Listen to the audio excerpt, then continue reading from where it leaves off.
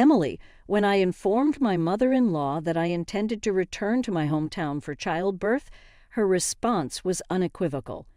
"By all means, go back. I don't want to see your face," she said. Those words brought me immense joy as I had eagerly awaited them. "You won't have to see me anymore," rest assured Emily. I'm Emily, on the verge of turning 28. My mother passed away from an illness when I was just 2 years old. With my father, a businessman managing a century-old clothing company, I was primarily raised by my grandmother. Living under my father's strict guidance, I followed his instructions obediently. This regimented lifestyle left no room for romantic pursuits, and I had resigned myself to the belief that it was my destiny. After completing college, I briefly worked as my father's secretary in his company. However, he found it challenging to work together and compelled me to resign. Despite my friends landing jobs, dating, and getting married, my father insisted that I didn't need to work. "So I won't work too," I thought. I confided in my father one night. "Dad, can I work?" He dismissed the idea without seeking any explanation. "Emily, why not?" I insisted. "Because you don't need to work." "But I need to step out into society and gain more experience," I argued. "Don't talk back," he retorted. "I'm not talking back. I'm not saying anything wrong. I should just stay at home, Emily." I warned. "If you say that, I'll leave home. I'll leave home and go to work from there." "Stop it," he said. "No, I am an adult. I won't always do as you say." Distraught, I left the room, and even in the solitude of my own space, I cried for an extended period. Later, I reached out to my college friend, Lisa. "Can I come to your house now?" I asked. "Sure, but what's wrong? And can you go out at this time?" Lisa inquired. "I can't right now, but I'll figure it out. Can I stay at your place for a while?" Emily replied. Quietly, I packed my belongings and left home to seek refuge at Lisa's luxurious condominium. I discreetly left a note on my desk explaining my temporary absence to my father. Upon arrival at Lisa's place, she welcomed me with my favorite cup. "Thank you, Lisa." "What's going on, Emily?" Lisa asked. I poured out the details of my argument with my father and my decision to leave home. "That's awful, Emily. You've had no freedom at all," Lisa empathized. "Until now, I did everything my father said, thinking it was normal. But suddenly, I've started craving my own freedom." "That's completely normal. It's strange that your father doesn't allow you to work. I'd like to meet many people and have a good time too, Emily," Lisa said. "So does your dad know you're here?" Emily answered.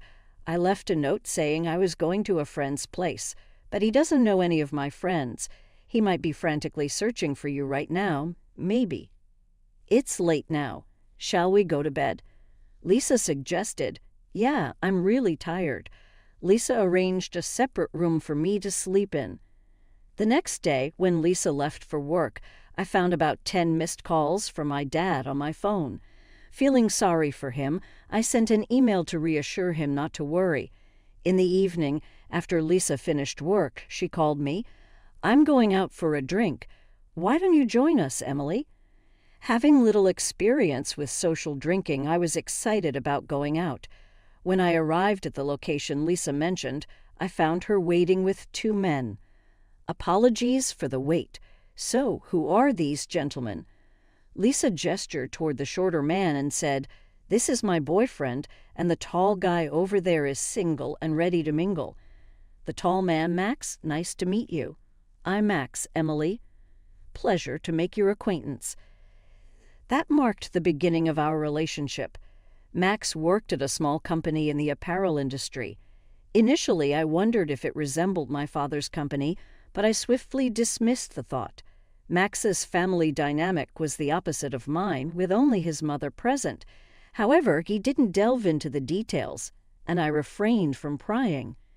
One day, Max expressed, "I'd like to meet your father, Emily." While I had been corresponding with my father through emails since leaving home, I had no immediate plans to return, so meeting him was not on my agenda. I'll consider it, but I'd love to meet your mom, Max. Sure, even today is fine if you want. Really? Today works. I should get a gift then. Yeah, my mom loves that kind of thing. Later, I discovered my mother-in-law not only loved such gifts, but also grew quite irritable if I failed to bring them. En route to Max's house, I picked up a cake at a bakery. Upon reaching Max's place, his mother was already waiting at the front door. When I inquired from Max why his mother was there, he mentioned sending her a message from the bakery. Emily, my mother-in-law, fixed her gaze on me and asked, "And your name is?" "Ah, I'm Emily. Nice to meet you." "What do you do for a living, Emily?" "I'm currently unemployed, but I plan to work soon." "Mother-in-law." "Oh, so you're just lying about. How nice it must be to be a rich young lady." "I'm not wealthy. That's why I want to work." "Mother-in-law." "You don't need to talk back.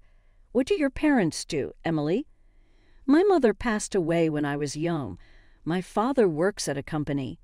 Mother-in-law interrupts. "Max, how long are you two going to chat out here? Let's head inside." Mother-in-law. "Right. By the way, Max, did she bring anything? Surely she didn't come empty-handed." In a rush, I handed my mother-in-law the paper bag containing the cake. "Emily." It's not much, but..." Mother-in-law grabbed the bag almost forcefully from my hand and peered inside with a critical eye. Mother-in-law. "I didn't really need anything, but I suppose I'll take it." In the brief minutes spent conversing with my mother-in-law, I grew to resent her deeply. I felt sorry for anyone tethered to such a person as a mother-in-law. As we entered the living room, my mother-in-law bombarded me with questions to which I offered only bland responses. Nevertheless, she persisted in her interrogation, almost as if I were a criminal suspect. Exhausted by the relentless barrage of one-sided questions, I seized the first opportunity to speak to Max. "Max, I think I should be heading home soon."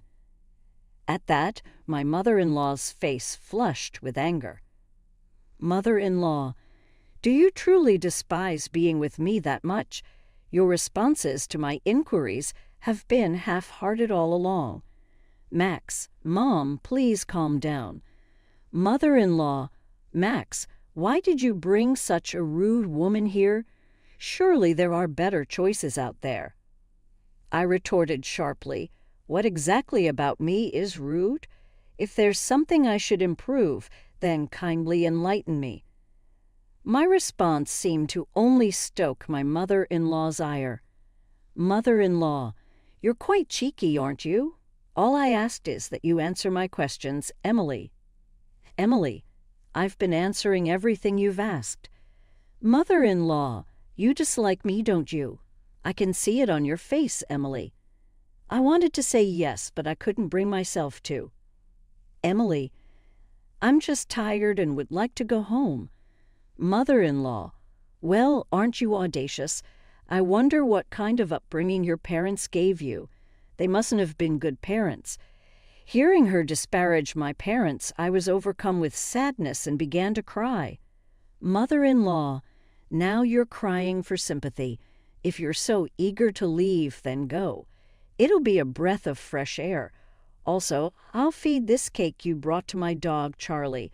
But Charlie is quite particular, so he might not touch such a cheap cake." Laughing, she pointed at the cake I had bought. Mother-in-law. "Enough, Mom.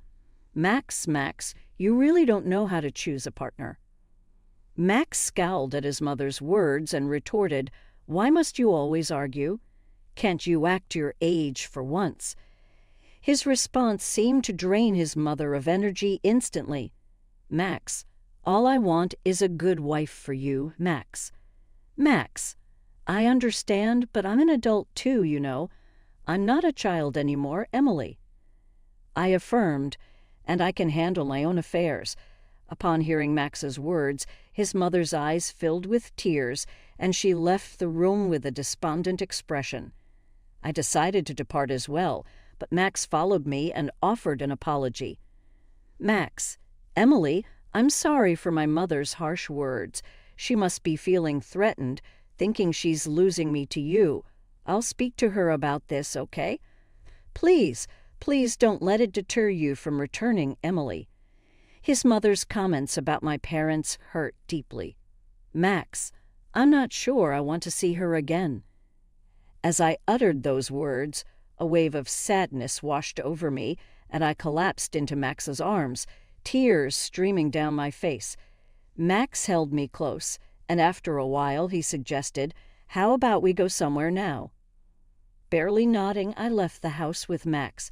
Since Max didn't have a car, we took the train and disembarked at a station near the beach. We sat on a bench by the sandy shore, gazing out at the sea for a long while. 2 months passed since then, and I discovered that I was pregnant. When I broached the subject with Max, he proposed. Max, let's get married. We don't need a lavish ceremony, but let's make it official. We can reside at my house, all right. I don't earn much at my job, so renting an apartment is out of the question. I'll ensure my mother refrains from making unwarranted remarks to you, Emily.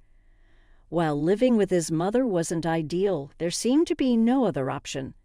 Emily, okay, I'll do my best to get along with your mother. And so, I found myself moving into my mother-in-law's house because of our impending marriage. I returned home to inform my father about it. His face lit up upon seeing me. Emily's father, it's wonderful to see you looking well. I know we've been in touch, but it's been a while since we last met. What's the matter, Dad? His demeanor shifted immediately. I recounted my encounter with Max, my pregnancy, and our intention to marry. My father listened silently. When I finished, he simply said, "Well, congratulations. I'm eager to meet my grandchild." His smile seemed forced. Emily, Dad, thank you. I'm sorry for causing you sorrow as your daughter. I sat as tears flowed freely down my cheeks. My father, too, shed tears. I had anticipated anger, but his gentle words wounded me even more. I ended up residing with my mother-in-law due to our impending marriage. Lisa, who had been supporting me since I left home, offered her words. Lisa, you better show me your cute baby's face soon, Emily. Emily, of course. And you should tie the knot soon too, Lisa. I'm eager to walk down the aisle, but he's dragging his feet. But I believe things will fall into place. Let's dine out together again. I initially scheduled the move for Sunday, but my mother-in-law deemed it an unlucky day, so I rescheduled it for Saturday. The relocation went smoothly. On Saturday morning, while the movers were busy, my mother-in-law stood by watching them.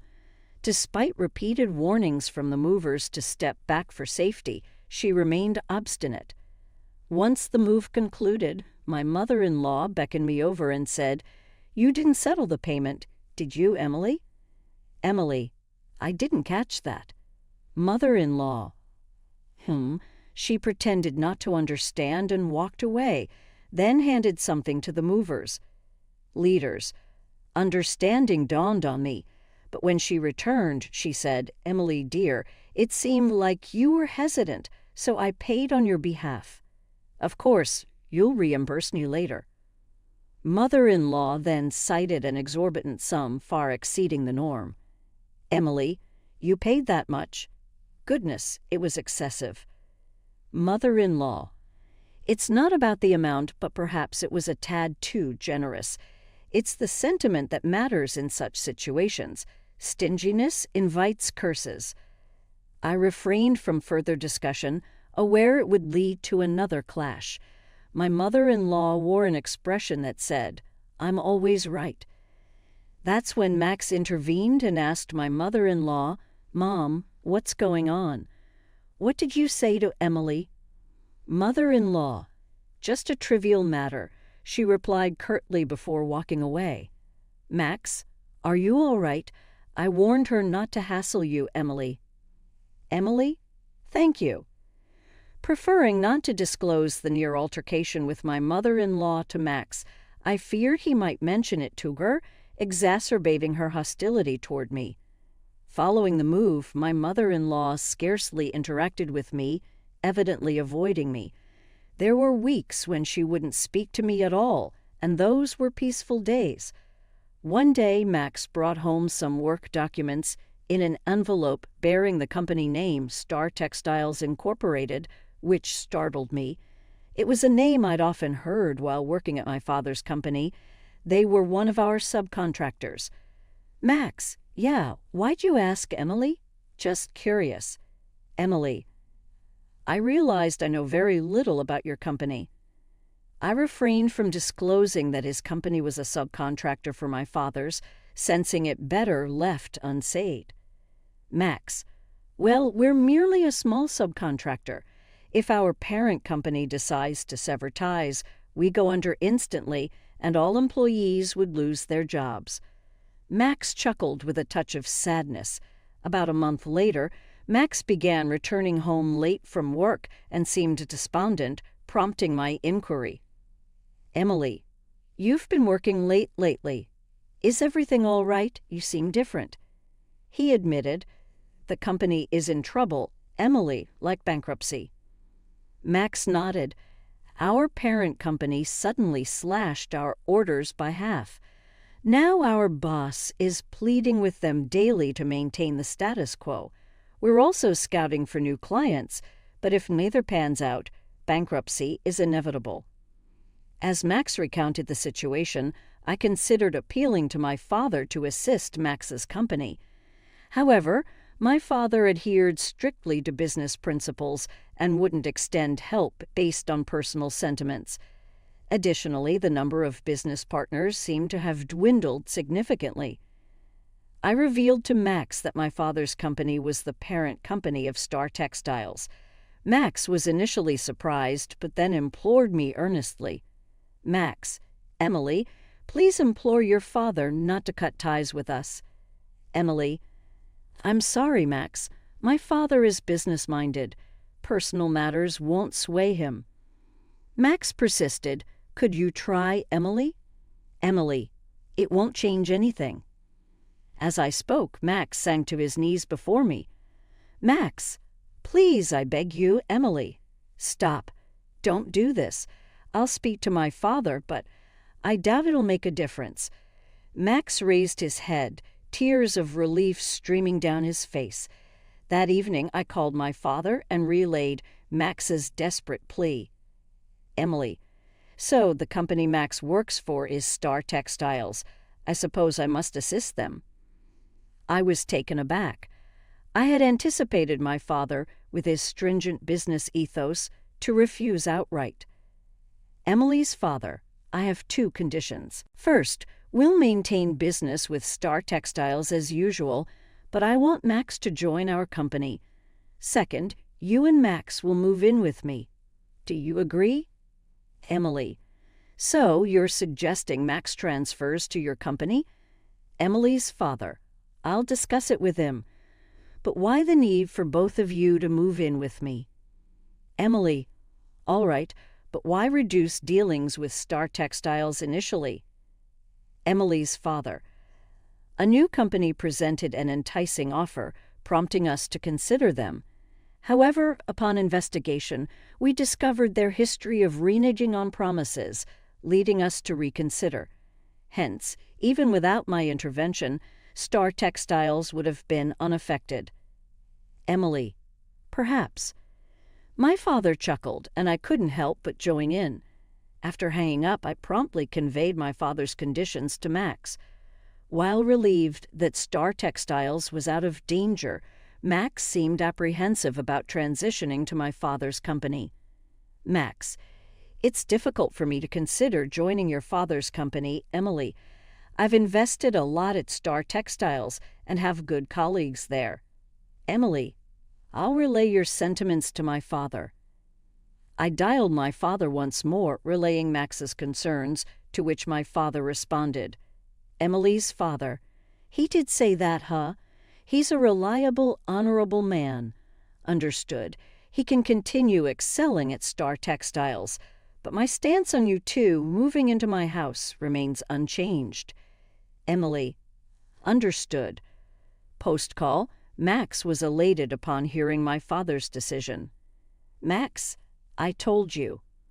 Max: just remember, don't let your mother know about my father's company. If she finds out, she'll start nagging again. Max got it. Several weeks later, I made the decision to return home for the birth of our child. Despite it being just my father and elderly grandmother at home, it felt preferable to being under the care of my mother-in-law. Waiting until my mother-in-law was sipping her afternoon tea in the living room, I approached her. Emily: regarding my childbirth, I've decided to return home. It's just my dad and my lively grandmother. Upon hearing this, my mother-in-law cast me a venomous look and retorted, Mother-in-law, by all means, go back. I don't want to see your face. Unfazed, I responded calmly, Emily, you won't have to see me anymore, so rest assured. Mother-in-law: what? Emily: I mean, I won't be returning here anymore, and soon Max will be relocating to my parents' house. Mother-in-law: what nonsense. Max is too occupied with work to move, Emily. It's sorted now. Just then, Max entered and informed his mother. Max: Mom, things are looking up at my workplace. Emily played a key role. Mother-in-law: what are you talking about? Emily's dad owns the parent company of my company. At this revelation, my mother-in-law's voice rose as she fixed her gaze on me before stating, Mother-in-law, Emily, I've been terribly rude to you until now. Deeply apologetic, he bowed. Mother-in-law: I had no idea you were the daughter of the parent company's owner. May I request a favor? I'd like to reside together in your parents' house, Max. Max: Mom, no, you should stay here. Emily: I'm not keen on living with you. Mother-in-law: I'd rather not be reminded of our past encounters. Please understand. With tears in her eyes, my mother-in-law pleaded. Mother-in-law: I know it seems harsh, but I can't bear to be apart from Max, please. Max: No, I can't agree to that. Emily, please stop.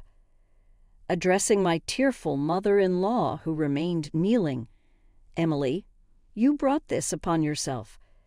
6 months later, Max, our newborn daughter Kay, and I paid a visit to my mother-in-law's house. However, it was eerily quiet, devoid of any human presence. Max, calling out to his mother. Max received no response. Max, did you mention our visit? Max, no, I thought it would be a surprise. I wonder where she is. Suddenly, my mother-in-law emerged from the bathroom looking severely frail. She remained impassive upon seeing us. The kitchen was strewn with empty instant noodle packets and unwashed dishes littered the sink. Max, Mom, are you all right? My mother-in-law glanced at Max but remained silent. Max, Mother-in-law, we brought your favorite cake. As I offered the cake, my mother-in-law seized it and began devouring it without a word, echoing my earlier sentiment. Emily, you brought this upon yourself. Mother-in-law,